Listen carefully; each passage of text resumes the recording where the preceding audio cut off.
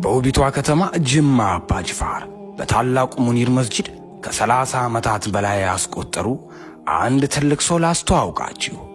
ይህ አባታችን በመስጂዱ አቅራቢያ ከሚገኝ ስፍራ ቤታቸውን ቀልሶ የሚኖሩ ለዛቸው ዛታቸው ለማህበረሰቡ የሰላም ተምሳሌት፣ የእኩልነት፣ የአንድነት ሰው በመሆኑ ያለውን ሐቅ ሳያዛንፉ ሲኖሩ ከዕለት ተዕለት ኑሯቸው ይስተዋላል።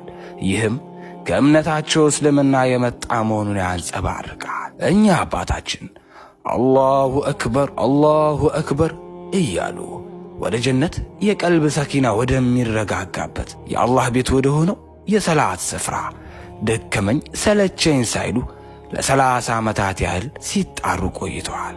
ሼህ አብዱል ካፍ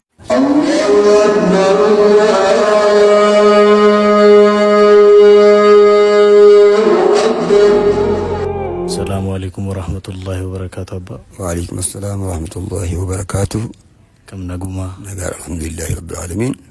أكو ما بيكم ونيا نموت هندا الددا أمر وانتي سنية وسو وانت كان ربنا فقد إتن يادن مالدا إيان كوت ربنا تاسي ربي من كنا تاسي بيت الله الحميد إذا يهي أشتي واجب كان قوت تقولون بربادان أشتينك إبر باديتنا الحمد لله رب العالمين.